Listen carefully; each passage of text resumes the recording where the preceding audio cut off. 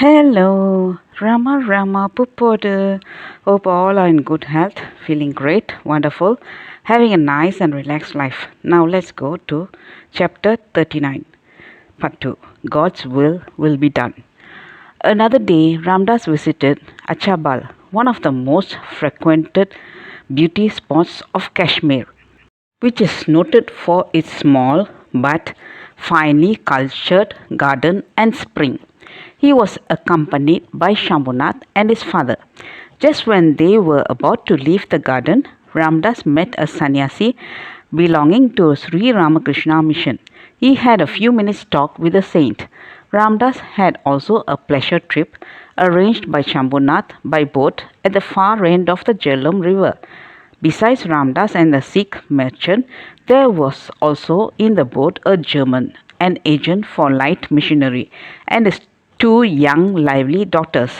The German was making a new experiment in the working of a small motor engine fixed to the boat. The boat now raced on the water at a brisk speed. The girls were in a great glee. They giggled and laughed. The German conceived an affection for Ramdas. He said that he held Indian yogis in high regard. He talked freely with Ramdas on all matters. They went through 10 miles on the river and had a halt at a cool spot for an hour where they enjoyed a pleasant picnic and had a bath in the river. At parting on their return, the German friend desired to see Ramdas again in Bombay, where he would be going shortly. If ever Ramdas visited the city in the near future, he handed Ramdas his card containing his Bombay address, which Ramdas preserved. From Shambhunath's house, Ramdas, at the request of Durga Das, shifted to his spacious residence and stayed with him again for about a week. Now Ramdas had many a talk with Durga Das. Ramdas found him a learned and well-informed man. He possessed a clear head and a vast store of knowledge. He could talk on every conceivable subject. To converse with him generally was to enjoy an intellectual feast. He spoke on philosophy and religion with as much ease as he did on other topics. He was a great admirer of Kabir and his works.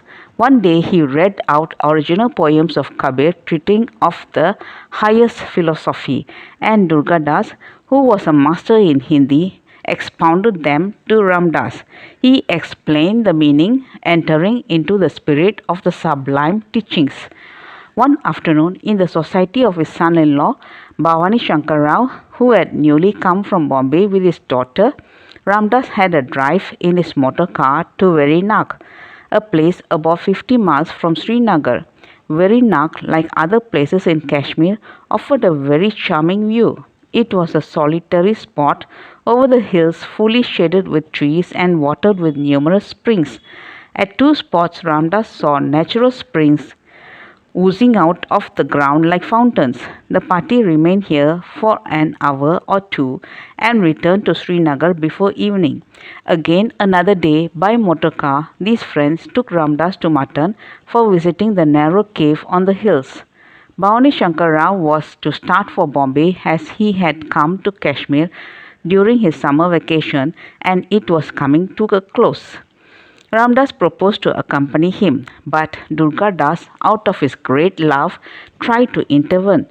He appealed to Ramdas to remain with him for some time longer. His two children, Uddhav and Kabir, also joined with him, but Ramdas was determined. He was to leave on the morrow. Seats for two were arranged in a motor bus running to Rawalpindi. In the morning on the day fixed for departure, a message came by telephone to say that the seats booked were otherwise filled up and there were no spare seats in the other buses also for the day.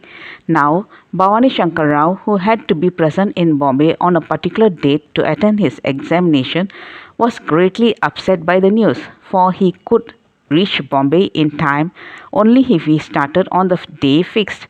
Now Durga Das, coming to Ramdas, said, Ramdas, it is Ram's will that you should not go. You must stay with me for at least a month more. So he has upset the plan of departure. We shall find a seat somehow for Bhavani Shankar, but for you there would be no seat available, which means that you are to stay behind. Ram's will be done. Ramdas simply replied. In 5 minutes, another telephone message came to the effect that 2 seats had been arranged by another bus. I must confess that your Ram is wonderful, Durgadas exclaimed. When he wills, nothing can stand in his way of fulfilling his object. His will is supreme, Ramdas said.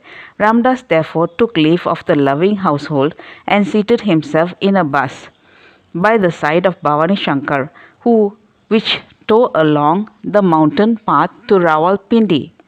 That's all, folks. Let's see in the next chapter. Thank you. Bye bye. Rama Rama Puppodu.